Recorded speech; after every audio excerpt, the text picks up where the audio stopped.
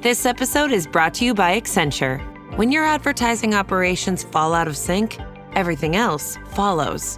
Spotify and Accenture are working together to reinvent the rhythm of ad sales, using automation, analytics, and smarter workflows to simplify campaign delivery and access better data across the business. The result? Less time spent on operations, more time connecting brands with the moments and fandoms that matter most. Learn more at accenture.com/Spotify. When you need to build up your team to handle the growing chaos at work, use Indeed Sponsored Jobs. It gives your job post the boost it needs to be seen and helps reach people with the right skills, certifications, and more. Spend less time searching and more time actually interviewing candidates who check all your boxes. Listeners of this show will get a $75 sponsored job credit at Indeed.com/podcast. That's Indeed.com/podcast. Terms and conditions apply. Need a hiring hero? This is a job for Indeed Sponsored Jobs. Welcome to Holocron History, Star Wars Canon versus Legends, where we take a deep dive into the Star Wars universe, such as characters, creatures, stories, and so much more. Hosted by Ben of Temeria and Kadojo. Welcome back, Adepts, Acolytes, to another episode of Holocron History, Star Wars Canon vs. Legends. I am one of your hosts, Brandon, or also known as Ben of Temeria, and always with me is my good friend, Kadojo. Hello there. And today, last week we went over the Sith Wars. This week we are bringing you one of the Sith, Tribunal? Sith Triumphant? Triumphant. I always want to say Tribunal, but that's Elder Scrolls. Well, tribunal is actually a kind of a word for a judicial system in the military. Oh, yeah, you're right. That's true. But yeah, so we are going over the first one this week, which is Darth Nihilus. The easiest one to kill. Even though he's creepy as hell. Yeah. So, getting into Nihilus's origin, so the human male who would one day be known as Darth Nihilus, Dark Lord of the Sith, was alive at the conclusion of the Mandalorian Wars, a galaxy-wide conflict between the Mandalorian Neo-Crusaders and the Galactic Republic. Amidst these battles, he lost everything, his family, friends, as well as his will to live. Yeah, Mandalorian Wars were very brutal. The Mandalorians were going hard. Everything. They were going hard. They just were unrelenting. Yeah. No, they wrecked. The wars just wrecked the galaxy at the time. So he was on the planet of Malachor 5 during the final battle of the war. In 3960 BBY, when Jedi General Maester Surik gave the order to activate the Republic's mass shadow generator super weapon, the generator killed almost everyone on the planet's surface and in orbit nearby. No, it said almost everyone. There were a few that survived. Well, Matrix Surik they were scarred for the rest of their life. Oh yeah, I mean, very Matrix short Surik life. she eventually she cut herself off the Force because she couldn't handle it. Yeah. So the future Dark Lord survived the super weapons destruction of the surface and assumed a dark persona while grieving his losses, in part which means survival. He was trapped on the planet by the artificially created mass shadows, along with the bulk of the opposing disabled fleets that filled the space around the planet, where the Mandalorians had committed all their forces in a last attempt to defeat the Republic, and it took ill suddenly due to the shadows' effects. His emotional pain then manifested as the emptiness that swept over his idle body and soon began to manifest as an intense hunger. So this is kind of the closest thing we get to a void that constantly needs to eat. Mm-hmm. Like a living, walking black hole. Yes. So, without intent, he drained the life force of another survivor. The act was an unpleasant experience for him, but the hunger and his painful memories faded for a brief moment alongside his sickness. Nonetheless, the emptiness returned more relentless and severe than before. He indulged in absorbing the energy of other survivors, but the more he fed, the shorter the hunger was appeased, and the more powerful it became. Now, see, I kind of Yeah. wonder if they were kind of doing a metaphor for drug addicts here, a little bit. Yeah, maybe like, hey, you get this, you get it once, but you gotta keep going and going and going and going. So after the Dark Lord of the Sith, Darth Malak, was killed at the Jedi Civil War's conclusion in 3956 BBY, the Sith Empire became divided, and his followers turned on each other. With many factions rising to stake claim of the little power that could be gained, the man was eventually discovered by the Dark Lord, Darth Traya, who has sensed him in the wound of the Force. After locating him, Traya explained that it was the Force that fueled his hunger and offered him to train it to devour entire worlds to help appease the hunger at her school on the planet, the Trias Academy. I'm sorry, but why would you want to train somebody to devour entire worlds? That I seems like mean, both Jedi and Sith would want to I get mean, rid her of. plan was to literally destroy the Force itself. Mm, So, was it? Maybe it or was. something along I that can't line. remember. I can't remember It's been exactly. so long. We'll dive in her in a couple weeks, so stay tuned for that. He followed her there and learned the ways of the Sith alongside another prospective Sith. Treya's hungry pupil and her other apprentice honed different aspects of skills of the dark side of the Force. They both became Sith Lords. The man took up the name Darth Nihilus, while the second apprentice became known as Darth Sion, where they joined with Treya in the creation of a Sith Triumphant. In addition, the three of them took unique titles, with Nihilus selecting Lord of Hunger. You gotta give it to the Sith for creating up random titles for no reason. Mm-hmm. It's like, I'm gonna give myself a random title. I mean, like, what is it? What's really funny is Vader, and I think was it German means father. Well, technically, from the Sith language, it means father. Oh, okay. Although I'm sure the Sith language is based off of German or some other Mm-hmm. Some other world language. language. Yep. Yeah. So Darth Traya perceived Nihilus's hunger for the Force as detrimental to the Sith's goals. Nonetheless, she taught him how to harness that hunger to make him stronger. For a time, as she promised, Nihilus consumed planets on several occasions, caring only to appease his hunger, allowing the dark side to consume him more and more each time he indulged his ever intensifying hunger. Alongside his hunger, his power also grew dramatically until he eventually surpassed his master. Oh, that's always a fun time among the Sith. Right? Yeah, if I remember correctly, there was a story where Nihilus was being chased by a Republic fleet. He tricked them into going between two planets, consumed both planets, and caused them to collapse on each other, crushing the fleet that was following him. Possibly. I mean, if we go, we'll probably dive into that. So their views on how to destroy the Jedi Order also became divided, with Sion and Nihilus wanting to destroy them outright, while Traya desired a more time-consuming approach. This strained the Triumphant's already fragile alliance to the breaking point.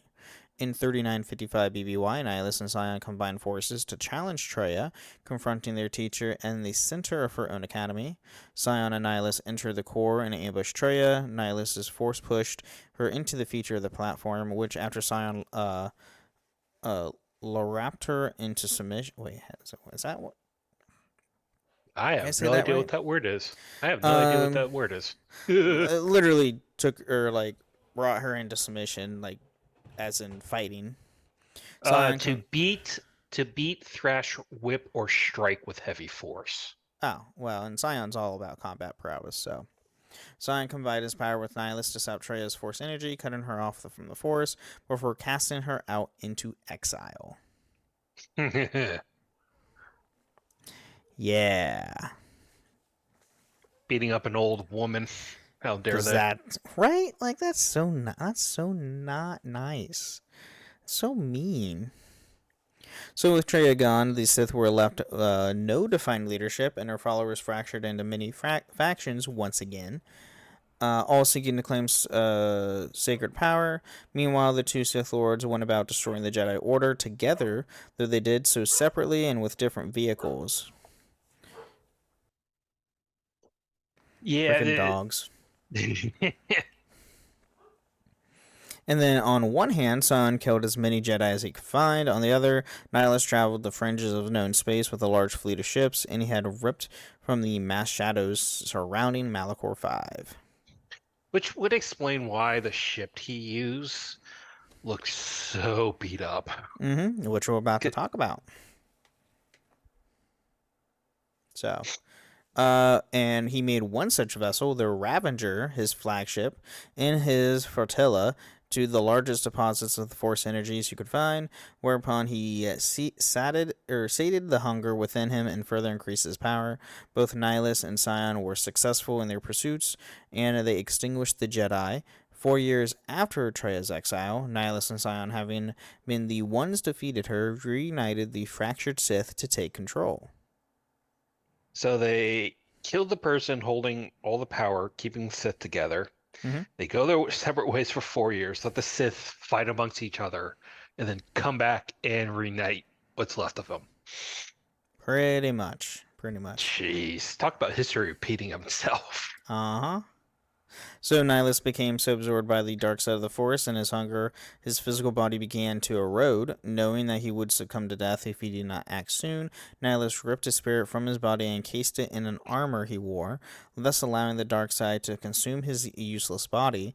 Using the Force, the Sith Lord would be able to keep his robes, armor, and mask together, giving him some form while allowing him to use his Force powers as well as the lightsaber. Apart from that, he no longer had a physical form and became a simple, primitive intent. Additionally, the Darth Lord constructed a cubic holocron in some point which contained the sum of Sith knowledge and a number of their secrets. It's interesting because from what I remember, I thought his power was contained within his mask, but I guess his armor and robes would work as well. Yeah, I mean, it's just he left a physical body and became like a actual, like, more of a like a Force entity. I always thought it was like a wound in a Force, like a walking wound in the Force, but Well, yeah, essentially. it's also interesting he created a cubic holocron and not a pyramid holocron. Yes. Because True. Sith were known for their pyramid holocrons, not their cubic ones. That is true.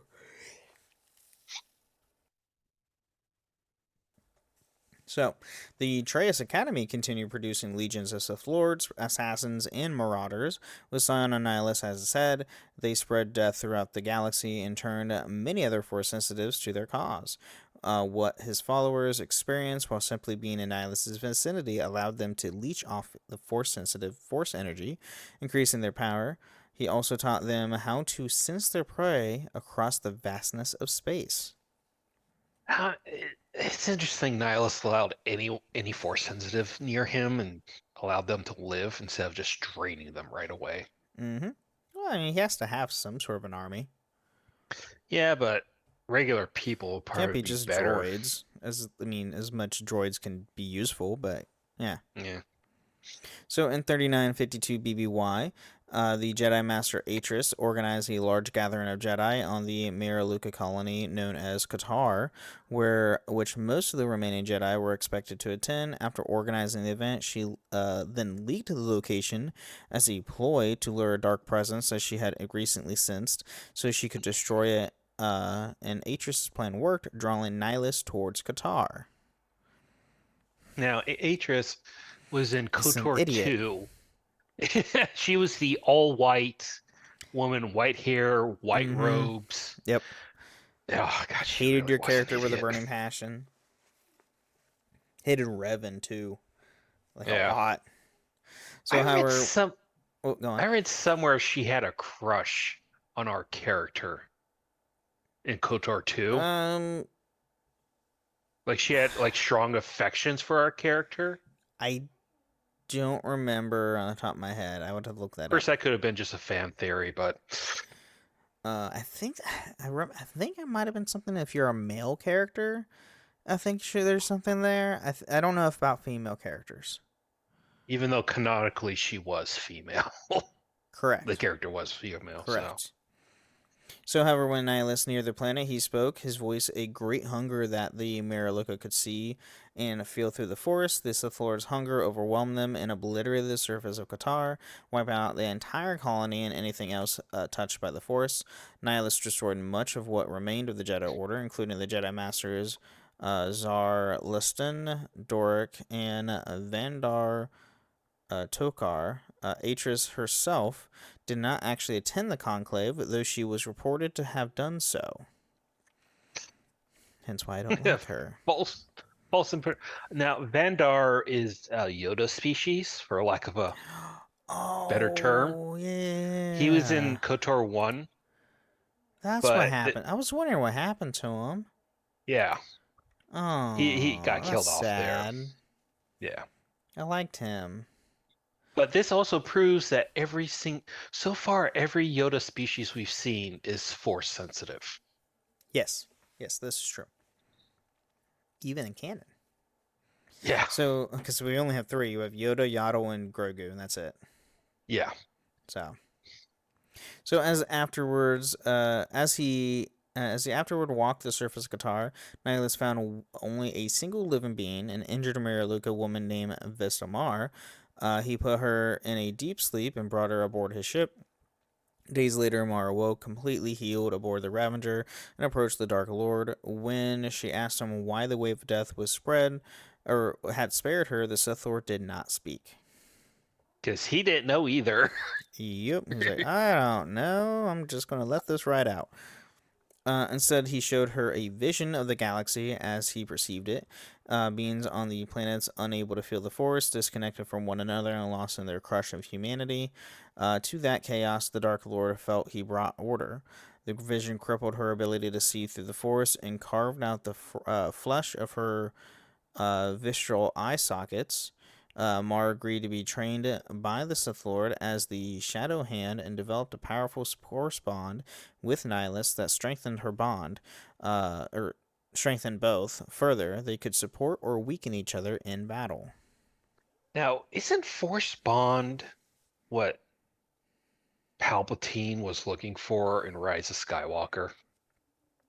Or Dad or something like it's a similar concept of Force bonds, but it's not like the Force bond we have in KOTOR.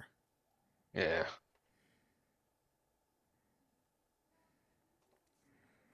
So it's not like, so in the Force dyads in canon, yes, you're connected through the Force, but you're not like, when you say you get hurt, the other person feels it. It's not like that. Where a Force bond in like the KOTOR stuff, like you see Kreia lose her hand, and your character physically feels you losing a hand. You don't physically lose it, but you feel the pain. So it's a little different. So Nihilus allied himself with General Vaklu, the leader of the Separatist movement, and that wanted the planet of Onderon and leave the Galactic Empire or Galactic Republic. He wanted to aid Vaklu in breaking away from the Republic, so the planet would fall under his influence and become a staging ground for the Sith. Colonel Tobin, Valku's second in command, became Nihilus's contact. So, man, there's a lot happens on Onderon. Mm-hmm. If I remember correctly, it was originally a very peaceful planet, but then one of the moons got too close and all the wild animals came onto the planet. It's like, oh shoot, we gotta toughen up. So the Sith Lord also established a base on Onderon's moon, Duxon. June? I think it's Duxon. June? Inside the tomb of the ancient Dark Lord of the Sith, named Freedon Nad, the tomb contained a dark energy force nexus, upon which Nihilus hoped to feed after his underlings performed the dark side ritual to influence the outcome of the upcoming Onderon civil war between the Separatists and the Onderon Royalists to his favor. Yeah. Yeah. And then in another part of the galaxy, events would culminate in Darth Nihilus' ultimate defeat took place when Atris, intent on using her as bait for Nihilus, arranged for the return of Mitra Surik to Republic space in 3951 BBY. Surik had been exiled by the Jedi years before the fighting in the Mandalorian Wars. Atris broadcast knowledge of Surik's presence through the Corwald databases which reached Darth Sion. Nihilus' colleague. I can't speak today. Colleague. Nihilus' colleague then pursued her to the Paragus mining facility, which was destroyed as a result. Yeah, so Atris is the whole reason why your character is being attacked in Paragus. Yeah, she's the whole reason the Jedi Order is practically extinct at this point. Oh, absolutely. Absolutely she is. So the Telestrian Restoration Project, an expensive pilot program for repairing the Mandalorian War's collateral damage, lost its main supply of fuel, which bolstered support for the Republic's secessionist movements on planets like Onderon. Surik came under the tutelage of Nihilus' former master, whom had forsaken her Sith identity as Darth Treya and retaken her original name, Kreia, following her exile. Kreia now trained and used Surik against the Sith, while Surik herself set out on a quest to find any Jedi Masters who had survived the Mandalorian Wars, so that they can take the fight to the Sith Lords who had destroyed the Order. Yeah, so Kreia is essentially just using our character to fight her former pupils and take revenge. Yeah, it's kind of like I use you, you use me kind of a situation. Mm-hmm. Even though your character not knowing what Kreia's ultimate goal and everything, but you're using her as like, hey, this I need to get back into the swing of things. Help me with the training with the Force and all this stuff. So, but Yeah. then also Kreia using you to take down her former students. And I gotta say, you using her for regaining a force isn't that bad as comparing her using because you to throw at her enemies. Your character learns so much from her. Mm-hmm. I mean, you learn how to breathe in poison, for crying out loud. That's on Nar Shaddaa, by the way. This ability you get in Nar Shaddaa, which is nice. So Nihilus eventually felt a disturbance in the Force that only his apprentice could identify. As a result, Mar was sent to defeat the Source, Surik, and bring the woman before Nihilus so he could consume her. When Surik defeated Mar instead, then Mira Luca began to question the vision her master had shown her. She was swayed to serve Surik against Nihilus. Meanwhile, Nihilus and the Ravager crew continued traveling and devouring worlds. I love how Nihilus is like, oh well, I lost a servant. Moving on. Yeah. Oh no. So the ritual Nihilus' group was conducting on Duxon was attacked by a group sent by Surik when she involved herself in now the ongoing Onderon Civil War with the help of Mandalore the Preserver and his Mandalorian clan that lived in secret on Duxon. The practitioners. Thank you. Were killed, but not before the ritual was completed. Meanwhile, Surik headed to Izzy to support Onderon's queen, Talia. The royalist leader's palace was invaded by Nihilus' Sith and the Separatists. Surik turned the tide in the royalist favor, and Nihilus' plan for Onderon were thwarted when General Vaklu was executed summarily, and the Separatists were squashed. Yeah, I think I remember this mission. You sent two separate groups, your group, and then you have to pick somebody to lead the other group. And depending on how you pick, Kira had comments on that. If you pick someone incompetent, she was mean. If you pick someone competent, she's like, you chose correctly. I was not expecting that. Right. Yeah. I mean, I don't remember who I picked, though. I picked the, what's the horn species? Darth Maul species. Oh God, what's his name? It starts with the B, doesn't it? Baldur? I don't know. Something like that. The one with the electrical generator arm thing. Anyway, you can But find it. Bador? But okay, so that was close. Yeah, Zabrak. That was it. Sent to Yeah, he's a Zabrak. Zabrak. Yeah, he's a Zabrak. So onward or afterward, Nihilus was informed by Colonel Torben that there was a Jedi Academy on the planet of Telos 4. This was actually a ruse by Kreia to draw her former pupil there. While she traveled to Malachor to prepare for Maître Cirque's final lesson, Nihilus's forces, comprised of servants who had been reduced to mindlessness by prolonged exposure to their Dark Lord, and Sith warriors, made their way to the planet. Yeah, because that's... Whew. Yeah, so the planet you go to right after Paragus is now, hey, you have to go back to that place, even though you don't like it. No. Because I don't like that. I don't like Telos 4. So the Republic Navy was there to ambush the fleet as it approached, working with the Mandalorians who were there to assist Surak and their Mandalore. Thus began the Battle of Telos 4, a large conflict with fronts on both Citadel Station in the planet's orbiting satellite and in space.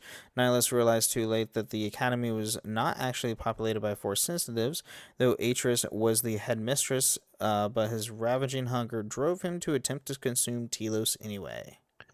I remember this. During the battle, you could assist the Republic forces by using Force meditation. Really? Yeah. I don't remember that. During the battle, you could sort of like sit to the side and just use Force meditation to help them win certain battles. I don't remember that. It's been a real long time since I played KOTOR 2. So Nihilus' ship was assaulted and boarded by the Mandalorians in a coordinated final strike against the Dark Lord. Mandalore led his troops to board the Ravager while covered by the Republic forces to assist Shuruk and Visamar in their advance on the warship's bridge. 4 proton bombs were set to strategic locations throughout the ship along the way. Colonel Torben, his body twisted by exposure to Nihilus' dark power by this point, attacked the raiders in an attempt to impede them. However, the Onderonian Patriot relented when he pointed out that he would only be the matter of time until his homeworld would meet the same fate as Telos if Nihilus succeeded. Good luck. Yeah, it essentially I think he kind of went nuts. Oh yeah, he went mad. He went absolute mad. So during his confrontation with the Exile, Mar and Mandalore, Nihilus attempted to absorb Shurik's Force energy, but failed and exhausted himself because of Shurik's ability to draw on the Force energy of those around her. They engaged in a brief duel. With the Dark Lord seemingly too strong to defeat. When he stunned the Exile, Mar offered her life in exchange to show devotion that stalled Nihilus long enough for the Exile to recover. Mar entered a trance and disrupted her link with her former master, undermining his connection to the Force through their Force bond. This weakened Nihilus enough that the trio was able to kill him. Before leaving the orbital shuttle she and her companions had used to board the ship, Mar felt compelled to remove the Dark Lord's mask, wanting to see the face of the one who had wounded her before taking the mask of her former master of the Exile. Nihilus' form, which had animated his robes and armor for years, then erupted in an aura of scarlet dark side energies and faded away as they left the bridge. Shortly thereafter, the bombs aboard the Ravager exploded, and the rest of the Sith fleet was decimated by the Republic. The only relic that was remained from the Lord of Hunger's former existence was after the duel was his ghostly mask and the possession of the Exile. Yeah.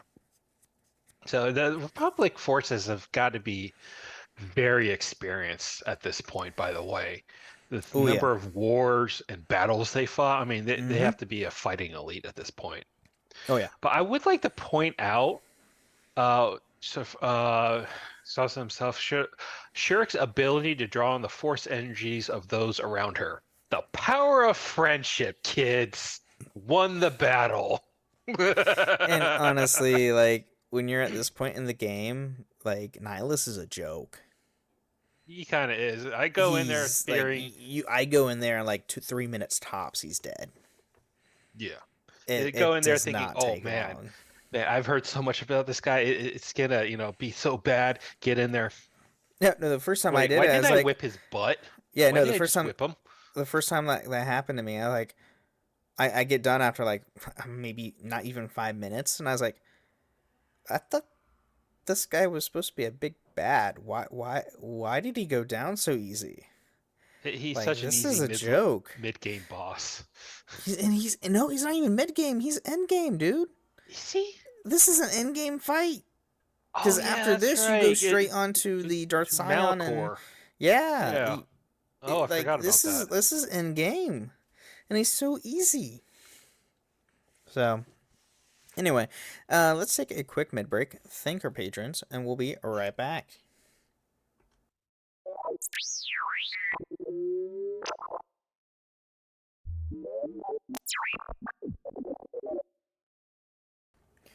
All right, welcome to the middle of the show. We're talking about everything with podcasts. It's nothing to do with the lore of Star Wars. Here, we're going to thank all of our amazing patrons. Thank you guys so much for the show. And if you do want to support the show, you can go to patreon.com/holocronhistories, where you can get ad-free episodes or even join us once a month on the show itself. You can also leave us ratings and reviews on Apple and Spotify. Leave a 5-star review with words or a nice Spotify comment.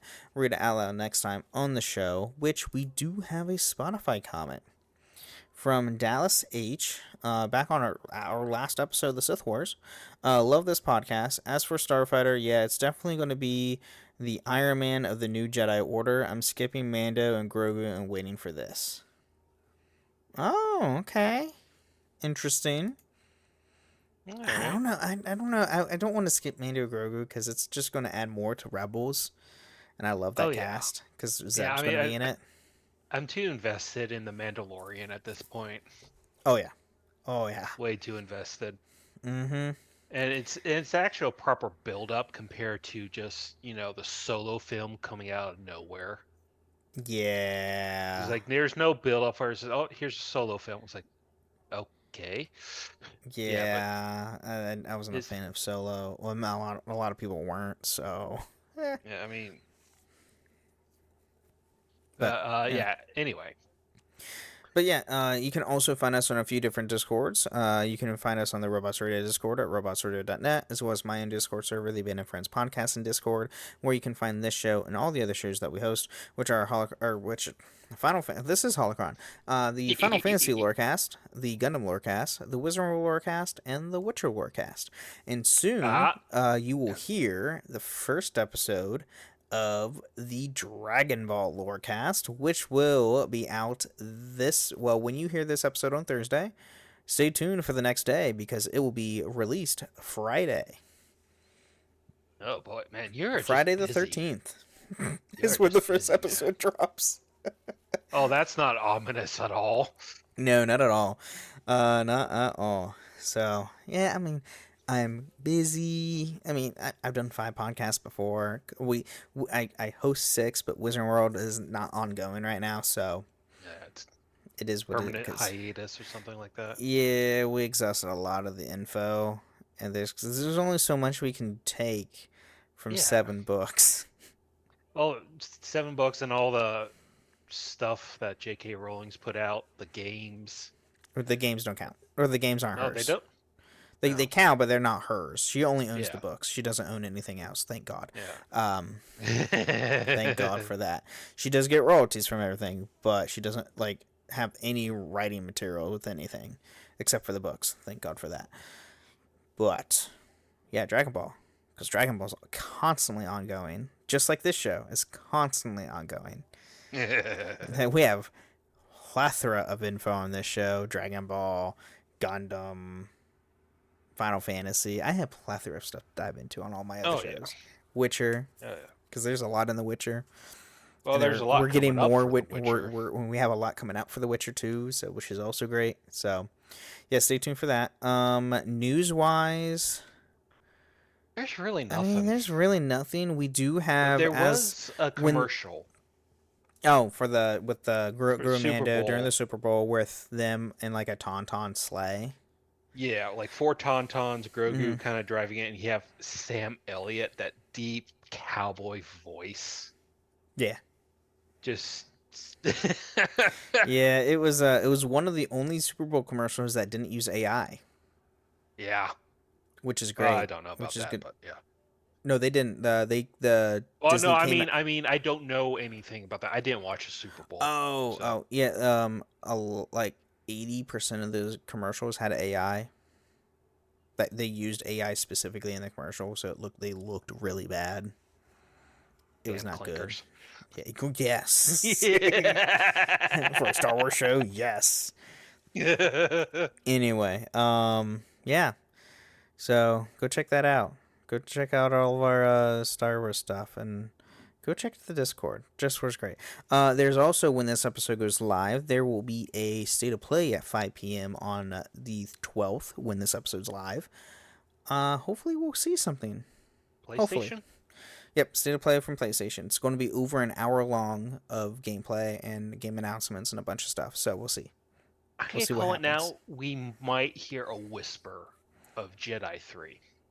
We might get a whisper. I said a whisper. A whisper.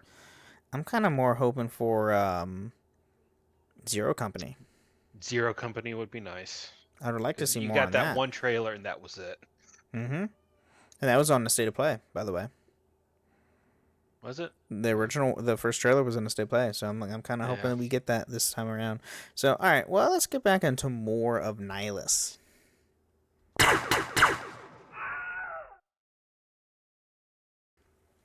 All right, so surprisingly enough, and well, not really, he's a legacy. Kind of surprising, but not surprising. So after Nihilus's demise, Mitra Surik traveled to Malachor 5 for a final meeting with Kreia, completing her own training with the death of the former Sith, and reaching her mentor. Surik killed the last of the Sith, Dark Sion, convincing the continually suffering Sith Lord to let go of his life. Nonetheless, the Sith lived on after the fall of the Sith, triumphant. At least one Sith rose and succeeded Nihilus, quietly ruling as the galaxy began to thrive anew. Now, to be fair, there were other Sith in the part of the galaxy that were preparing for war with the Galactic Republic under Darth Vitiate. Mm-hmm. So they were preparing. Take Nihilus, but dial it up to like times 1,000. Mm-hmm.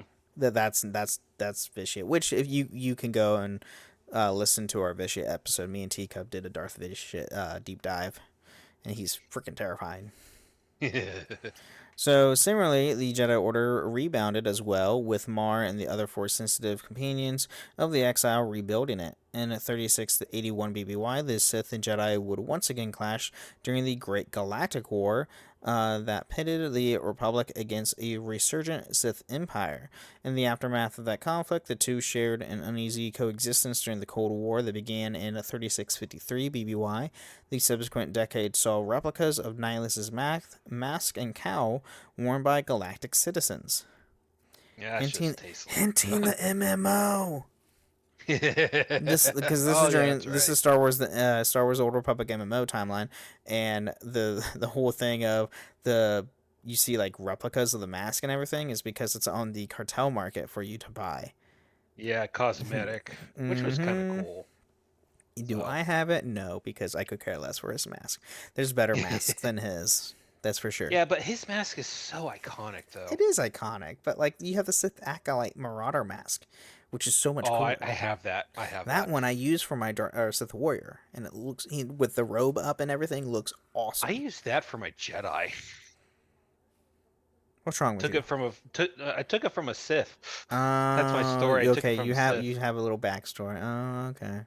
So Darth Nihilus' holocron, which could allow someone to commune with a gatekeeper of the form of the last Dark Lord, was centuries old when it came into the possession of the crime lord Diago Hickson, who kept it in the cavern of the planet of Tatooine called the Life Spring during the Cold War.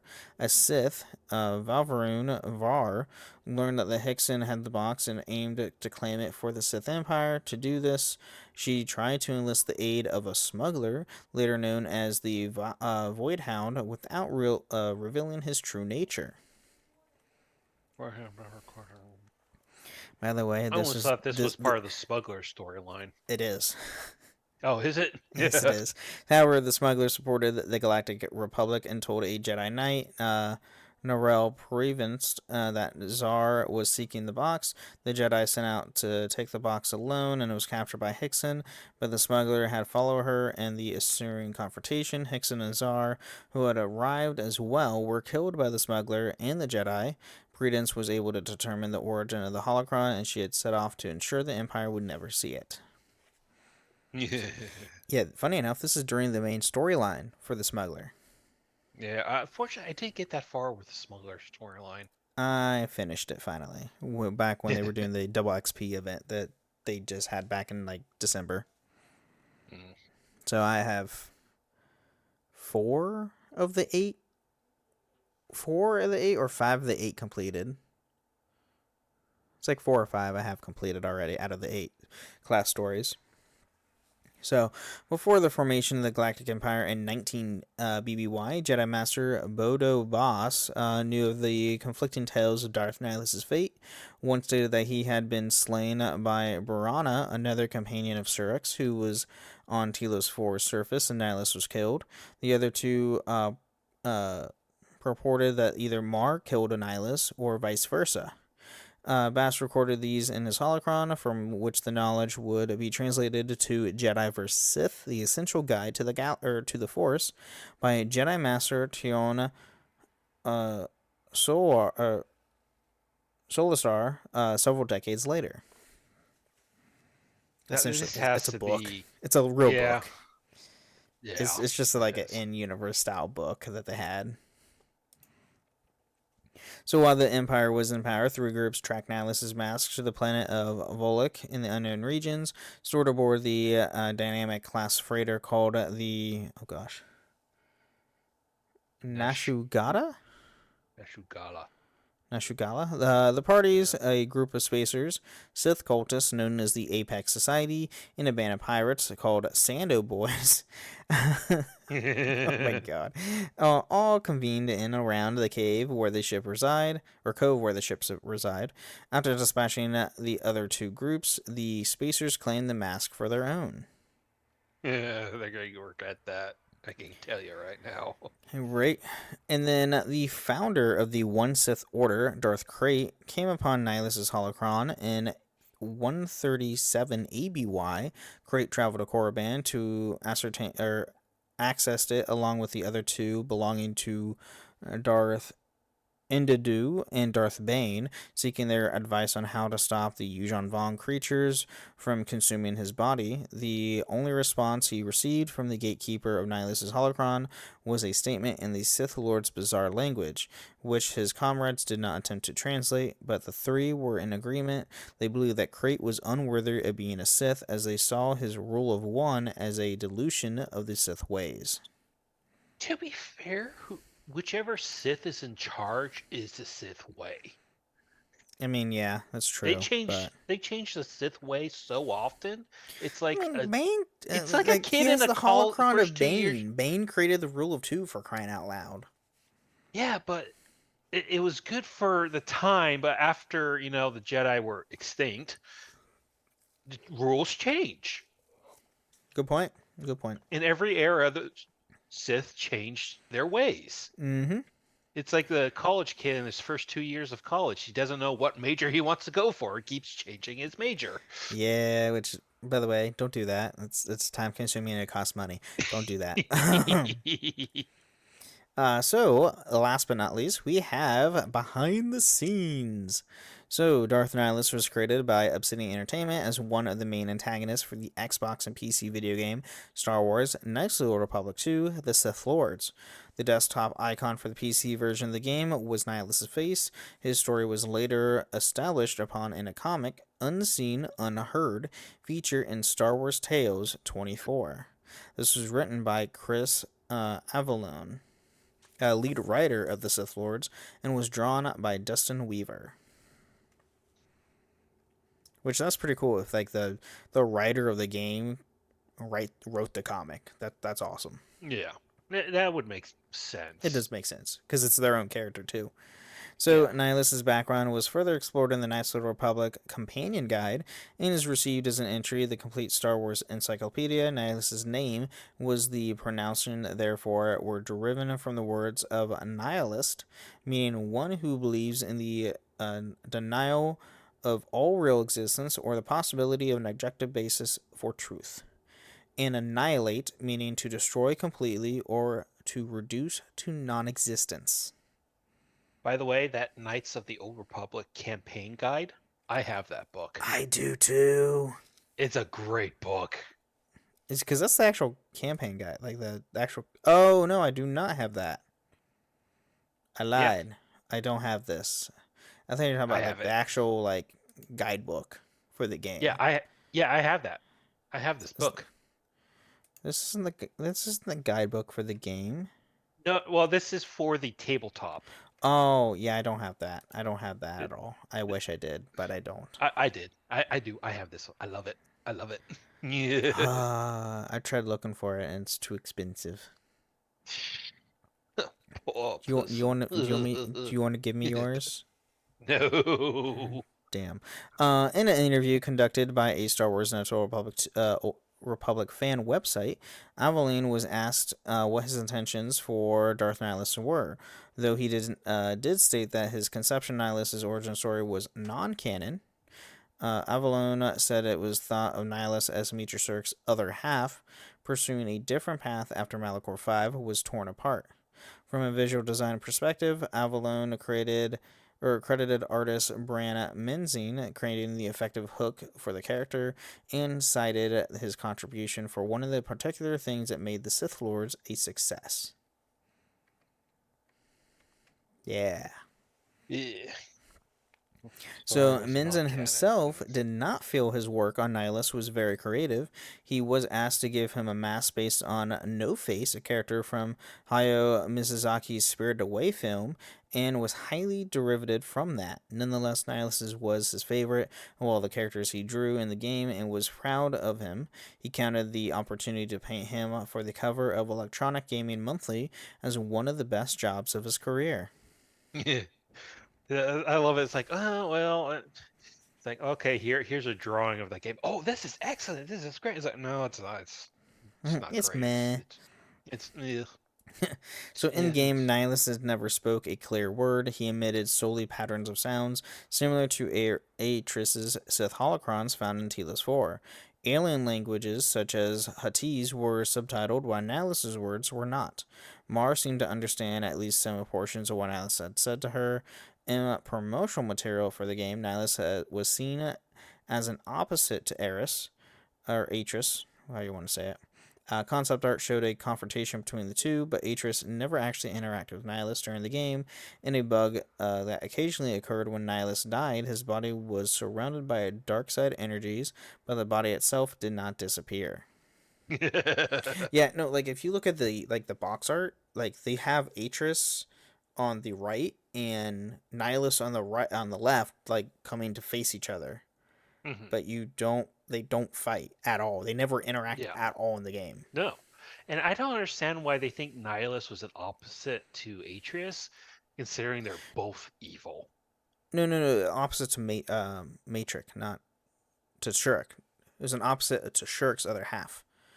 Where that's like so Nihilus. No, read it. It's in promotional material. Oh, seen as opposite. Okay, never mind. Yeah. Oh, you're talking about the proportional. So yeah, seen as the opposite. Yeah. I they're always like opposite of each other in like concept art and promotional material, but they never actually interact in the game. Yeah. Okay, I misunderstood that. Oh well. I thought you meant the whole Matrix Shurik. Like he's the opposite of Matrix Shurik because she can take on the force of other like people around her as like the power of friendship, where he solely consumes everything. You admit it. Power of friendship. It is. So a Sith lightsaber, a dark Jedi Master Robe, and a lightsaber crystal could be then found in his remains. In Hasbro Star Wars Evolution's action figure set, the Sith Legacy, Nihilus was featured with Darth Bane and another Sith, Darth Maul. He had a removable hood that revealed to show Nihilus's hair. For the first time, it was styled in dreadlocks. and the Sith Lord's Nihilus name was never spoken aloud, but was viewable during the fight with him in certain written materials. Nihilus' name was never. Is that no? They never said his name in the game. And Mar never said his name. Nope, she just said Master. Oh, She never said Nihilus. huh. Yep. The only time you know who he was is when you find him. Huh. All right. Well. And then the Smuggler storyline from 2011 Star Wars The Old Republic included a section of Tatooine dealt with Nihilus' Sith holocron in which his name was spoken for the first time. Nihilus' name was also used for the name of two of the Old Republic servers. One was called Mask of Nihilus. Following emergent servers, there was no longer a Mask of Nihilus server, and the Darth Nihilus server was used for the French player versus player services. Yeah, they had a bunch of servers for SWTOR, but then They did a lot of merging population. recently. Yeah, well, the population went down, so they had to merge them. Which makes was sense. Unfortunate. Yeah. So, getting into some alternate stories for Nihilus. So, though Nihilus' background and motives did not change based on whether the people playing the Sith Lords has Shurek, their avatar, make decisions and line with either the light or dark sides of the Force, the way the story unfolded could vary slightly. A possible outcome for the final battle with Nihilus was to convince Mar to sacrifice herself, thus shattering the bond she shared with Darth Nihilus and severely ruining the Darth Lord's spirit. This rendered him no match for Shurek, but this option was only available if Mar was equipped with regular clothing and was wielding a melee weapon. What? Why you would do that is beyond me, but whatever. Shurek could choose whether or not Visamar looked upon her master's face. If Shurek allowed Mar, she could also have asked Mar to bring his mask to her. The mask could not be worn, however, it did not give Shurek bonus force points in the game. Not asking for the mask resulted in disappearing with his body. Dialogue options after this caused Mar to describe Nihilus' face in two alternative ways. She either responds saying, "A man, nothing more," or "I saw a graveyard world surrounded by a fleet of dead ships. I felt it through him, as I feel it through you." Ouch. Yeah, ooh, that's deep. And then had the Void Hound assisted Czar in killing Predence and eliminating Diego Hickson at the Light Spring in Star Wars Old Republic. Nihilus' Sith secrets would have come into the Sith Empire's possession. In exchange, Czar would have been given a reward of some kind, ranging from equipment to a sexual favor. Because smugglers are horn dogs. Your smuggler character, if you're a male smuggler in SWTOR, yeah, you are a giant flirt, and you can literally flirt with every single woman that you come across. Can't you also as a female? Yeah, you can as a female. Yeah. Oh, yeah. Well, I think. I don't know. I generally don't play as female characters, typically, so sorry. Now, with the continuity, sources have differed on the time in which Nihilus had lost his physical body. The Knights of the Old Republic campaign guide stated that he encased his spirit in his armor, and after deposing Darth Treya due to his dark side usage consuming his body. Meanwhile, the complete Star Wars Encyclopedia stated that he lost his body when the Ravager was destroyed, preserving himself in the same way before being found and buried. The article assumes that his former is correct and that his spirit was already inside his armor when he fought Shurek. Another statement in the encyclopedia is that Nihilus' spirit was able to survive inside his armor after his defeat at the hands of Shurek, not destroyed within the Ravager, which was taken for burial on Korriban, the Sith homeworld. Nihilus' spirit touched the planet's dark side nexus and remained in touch with the corporeal plane because of it. But there's no Sith ghosts. No. And then, however, two sources, the Knights of the Old Republic campaign guide and the game itself, states that show otherwise, showing that Nihilus' robes, armor, and entire corporeal form evaporated into nothingness as the dark side energies erupt from his physical form. if the player takes the Mask of Nihilus for themselves, it states the player is inventory that is the last surviving piece of the Dark Lord after his demise, further proving that nothing remains of Nihilus. This article therefore assumes that Nihilus had truly died in this duel and with the exile, and the encyclopedia is incorrect. Yeah, there's a lot of weird Unknown. That's what happens when there's not a unified person overseeing everything that's being written in Star Wars, and that's why Yeah. I mean, you can get mad at Disney all you want for quote unquote ruining Star Wars or whatnot, but you have to give them props. They put all their ducks in the row, and they have a continuous they know what canon is. What's with the timeline, what's not? Because before Disney, there's so much inconsistencies in Star Wars. Oh yeah, so much inconsistencies because you had hundreds of writers doing random things. What do they call it? Like a source Bible or something, where they have one or two people keep track of all the information. I can't remember what's called. You talking about at Disney or? Well, no, just in general. Like if you're making a story or a big franchise thing, you have one source of information, and you go back to that source of information, make sure there's no continuity errors or whatever. Yeah, and Star Wars has a lot of it before Disney. They're I mean, you can get mad at them all you want, but like I said, they at least know what the continuity is for Star Wars since they took it. And granted, they literally did everything that George Lucas was doing. Though Kathleen Kennedy's is a whole different story. Don't just oh yeah, George never wrote scripts for 8, 7, 8, 9, and then you see an interview with him with Kathleen Kennedy in the room saying he did. I like to think he had an outline for it was. scripts. I don't think he actually didn't have an actual script. He had outlines. So that's actually what he did. That's what he actually stated. He had outlines of the scripts for 7, 8, 9 before Disney bought him, or before he sold it to Disney. But anyway, moving on. This is not all that stuff. So, last but not least, with his legacy, there was cut content from his stuff.